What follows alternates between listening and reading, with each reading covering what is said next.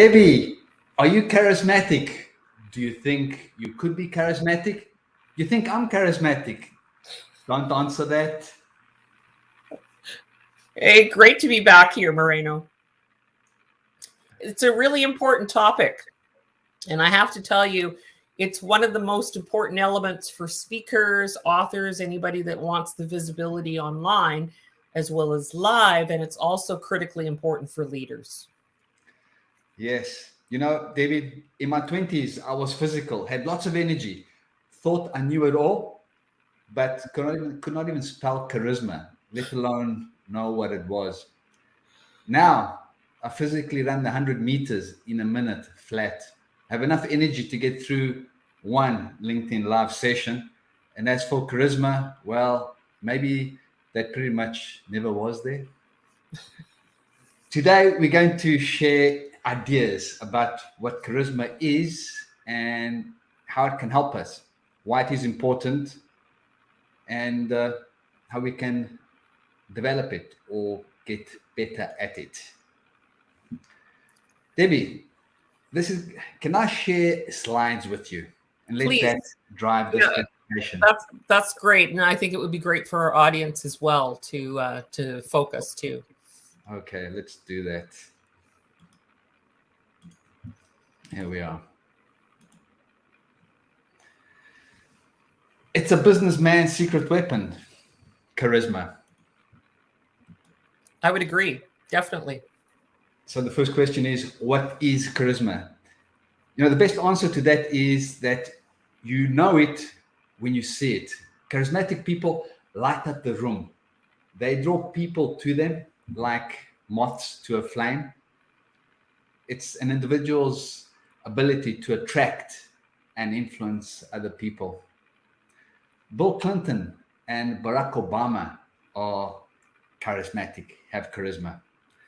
They have it, that intangible thing that makes you a star.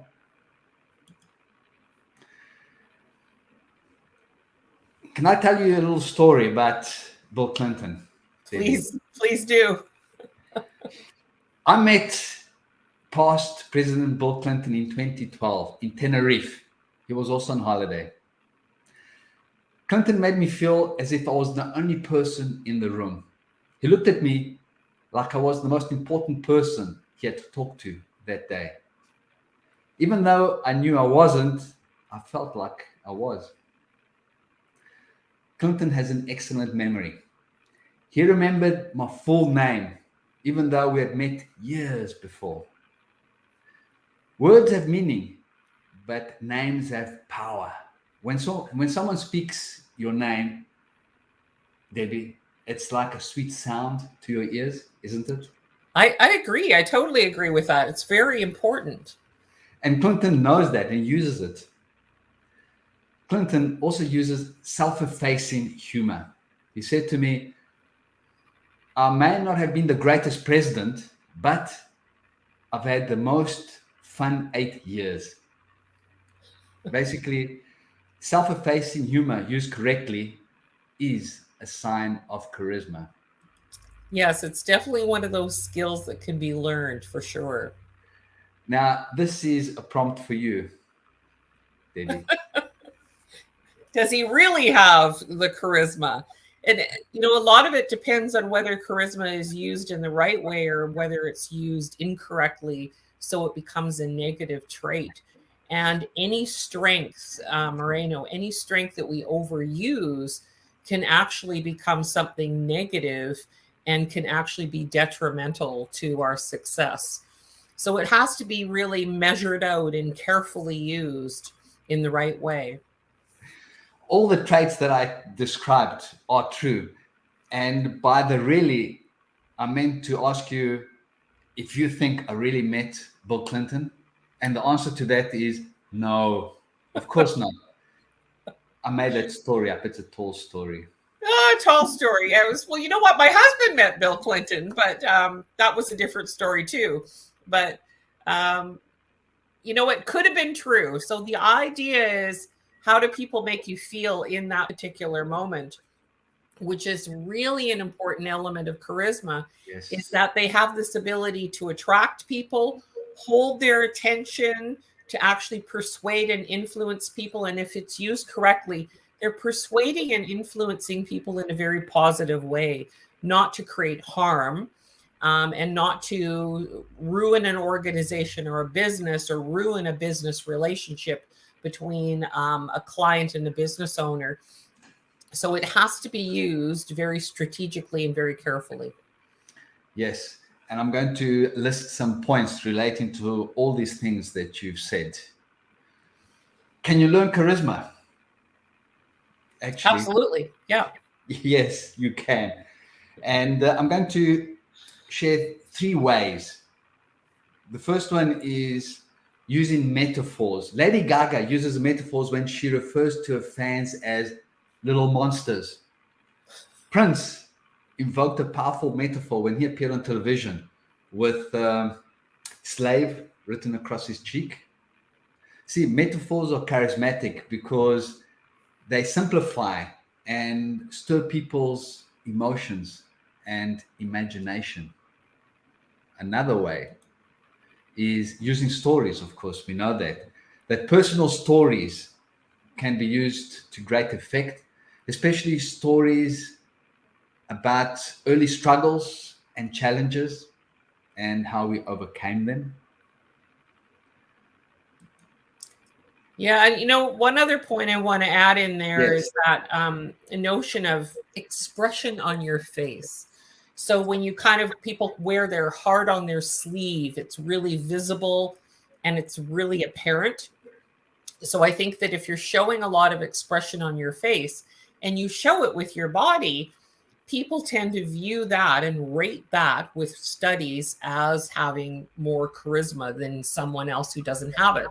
So you brought up one other really good point about the whole idea of having energy, in the early part of the conversation here, and energy is a really big part of that. So it can be speech related, like if you're speaking quickly in a conversation, which it alludes to confidence and an understanding of what it is that you're speaking about, that you have this knowledge and this awareness and this intuitiveness. Those elements become really important as well. Yes, and that leads straight into this point here that expressing shared feelings, the same feelings as others, by revealing that we feel the same way as others, increases their identification with Right. us.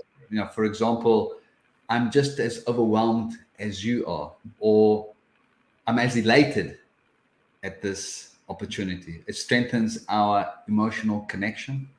Right. And that's important because we often, if they are aligned, not only in thought, but part of charisma is having, drawing people into maybe the same point of view or perspective as you. So it can be used if you're, wanting to drive huge groups of people to do specific things or to take action on things. But if you share the same emotional reaction to an incident and an environmental issue, something that's important, that is leading that leader into believing that they have more charisma, but other people are perceiving that they have more charisma as well. You're right. We are essentially driven by emotion. When I put this presentation, this PowerPoint presentation together, Debbie, I separated 3 and 9. What I'm doing is I'm showing that there are 3 and 9 ways of enhancing or building charisma. We've just covered the 3, and now I want to switch to 9 habits to make you insanely likable and charismatic. And the first one is to be empathetic, to show positive and negative empathy related to that emotion that you were speaking about just now. Yeah, and that is probably one of the most important leadership skills to develop.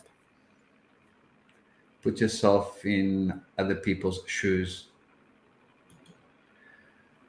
Be humble, not arrogant. Avoid egocentric, self-centered bragging.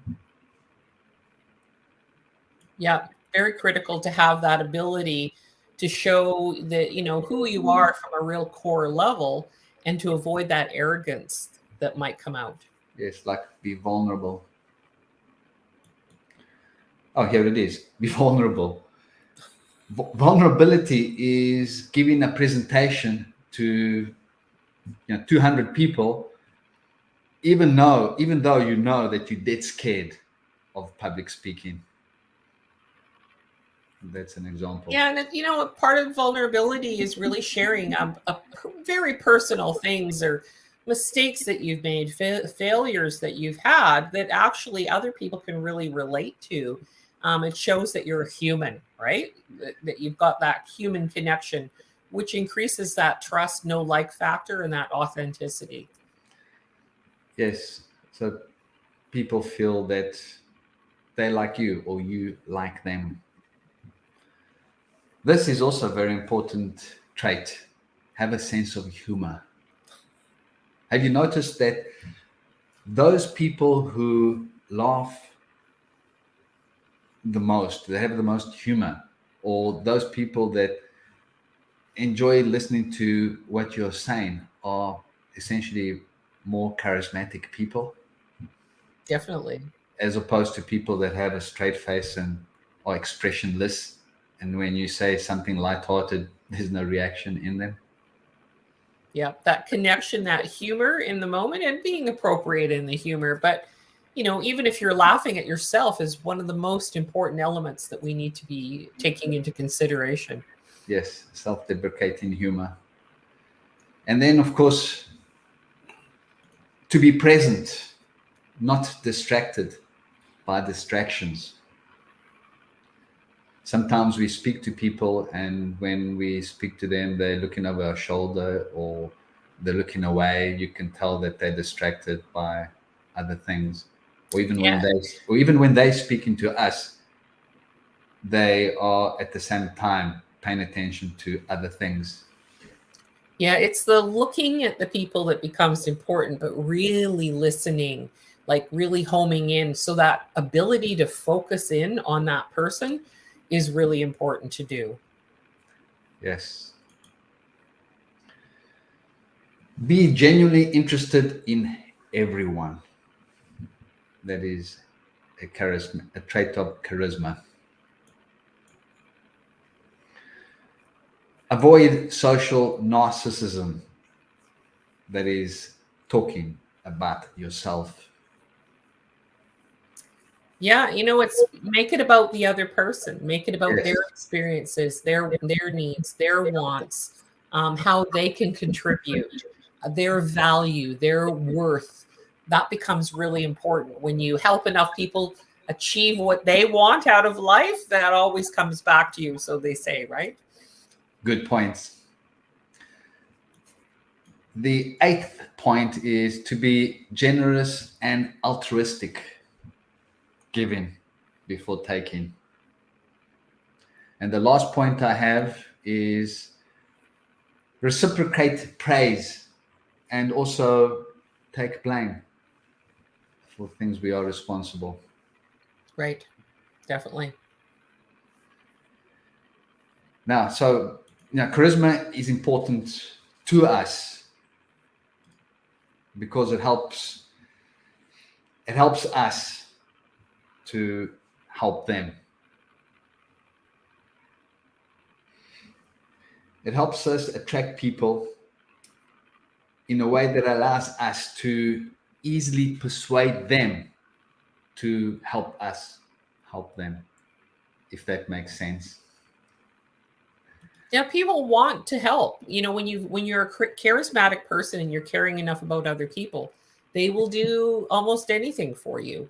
So that's why it's really important that it's used in a very positive way rather than a negative way where you're leading people down a path that is a little bit of a darker side of charisma. Yes, and when they feel that way towards us, it makes it so much easier for us to help them. That's right. Then, essentially, to be charismatic means leading a life with ease. It is so much easier getting along with people, persuading people, working with people, when we are charismatic. Yeah, and that's taking a real, when you were saying about taking the real deep interest in other people, you have to be able to take it so much further in conversation to really understand how they arrived at a particular point of view or a perspective. So it requires that genuine interest, but you got to be able to dig a little bit to learn, like, tell me more. I want to hear more. Showing that genuine interest to dig a little bit deeper. Yes. Here's a good one. Not charismatic. If we're not charismatic, no one will pay attention and no one will move except away from us. Good point. Now, here's another good one. The dark side of charisma. It disguises psychopaths. Charisma disguises psychopaths. Many psychopaths are charming. And the main reason for this is that they use charm to disguise their antisocial tendencies. Beware. Yeah, we could have that really unethical or what we call destructive behavior. And that could be when you take things, which is a strength, and you use it in the wrong way, it becomes something negative and overpowering. So essentially, it ends up sabotaging yourself, sabotaging other people and companies or organizations. Yes. Deborah, I want to share an article with you. Please. It's this one, Why Entrepreneurs Practice Their Charisma. It's an article I found on Forbes. And I would like to make a suggestion. I'm going to put up the slide. I think there are 4 or 5 slides. I've circled text in red. Perhaps you might be interested in reading that section and we can comment on it. Perfect. Let's Great. Here's the first one. Charisma. So why entrepreneurs should practice charisma. So charisma is one of the essential traits of a successful person. And genuine charisma is tough work. Few people take the time to sculpt charisma's underlying conviction, resilience, and depth. Hence, charisma's elusive nature in our current age. In fact, much of what masquerades as charisma is often seductive, yet hollow charm. Good points.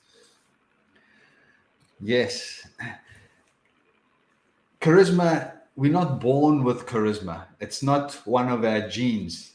Charisma is learned. And as with everything else which is worthwhile, which we need to learn, it requires effort. It's not easy.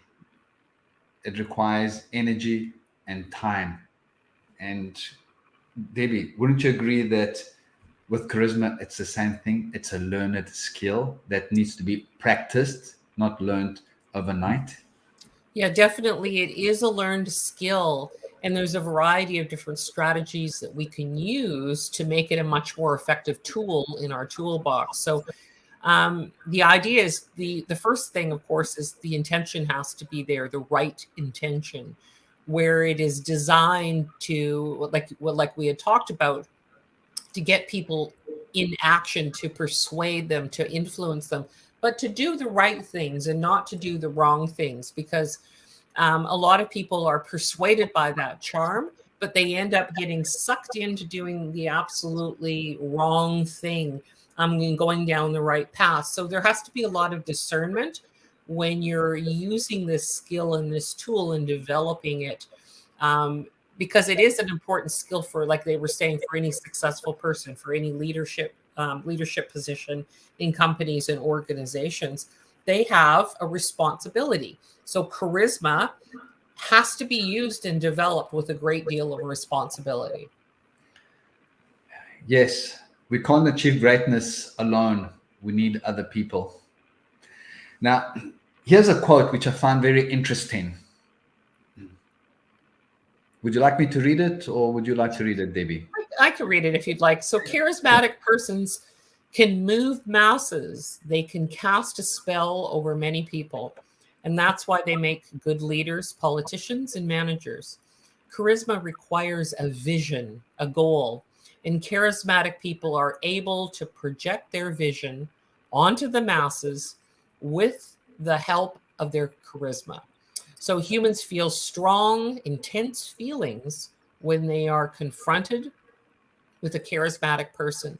And the charismatic person doesn't even have to be charming at all times.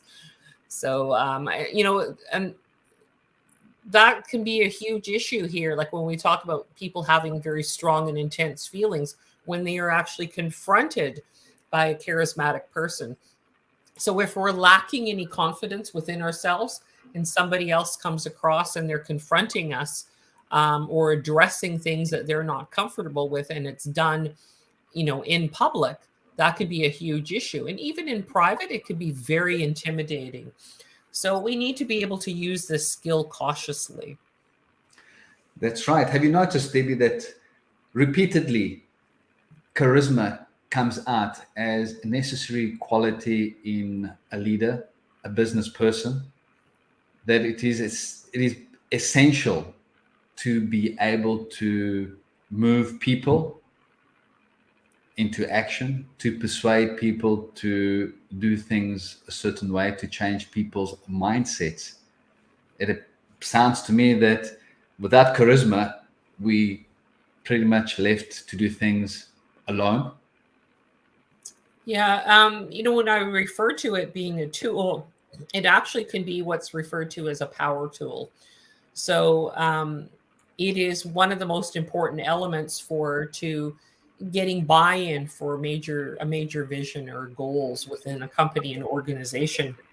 So when you exude that confidence and that energy and the joy around that, the positive emotion around that, and you're drawing people in to say, I want to follow this person, I want to follow this leader, you're getting a lot of people on board. So you can certainly get a lot more done when you're exuding the charisma in an organization, because you have many people working together towards those goals, towards those objectives, to be able to attain that vision. Yes, we are unlikely to follow someone who's not charismatic. Debbie, would you like to read the first one and I'll read the one at the bottom? Sure. Charismatic leaders are mostly very skilled communicators, individuals who are both verbally eloquent and can communicate with followers on a deep emotional level. I love that. Yes, beautiful line. It's all about communication. And there are many ways to communicate, verbally and through body language.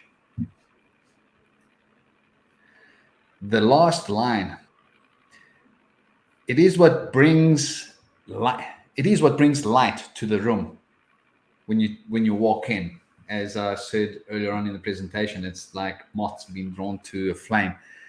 It is about making people feel a way that others can't. That's why there are the leaders and the followers.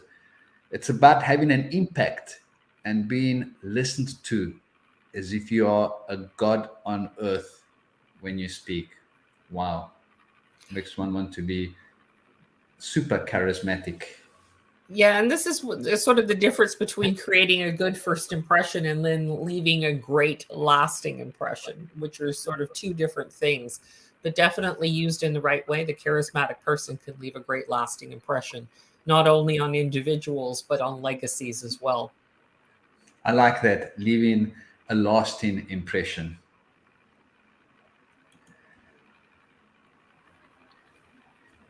Charismatic people, Debbie, are successful because they have the eye of the tiger. They are the alpha personality that can still connect and emphasize with everyone and make them feel just as important as everyone else. Yeah, that's a very good and important quality to have. To make other people feel important. Definitely. Yes. Yeah. This one's for you, Debbie. So if any leaders are to have any hope of standing out in a noisy world, where so many compete for attention, they must learn to relate to others with conviction and passionate authenticity. That's true. Absolutely true. Yeah. Business owners are always trying to find ways to differentiate themselves from their competition. Well, this is certainly one way to be more charismatic than everyone else. Yeah, the one word there that sort of stands out for me there is conviction. So, I mean, really, in terms of business owners, you have to have a real true belief in the benefits of what your products and services are offering and the results that they're offering. And you have to have a point of view. I think in order to really influence a lot of people, you have to have a perspective on an issue, but you have to really stand and own that and have a real conviction about that perspective. Yes, especially in today's age of fake news. Authenticity is what everybody is searching for. True, true. Now I'm going to show you a picture of a very charismatic person. I searched for charismatic person, and this is a picture that popped up, and I said, why not?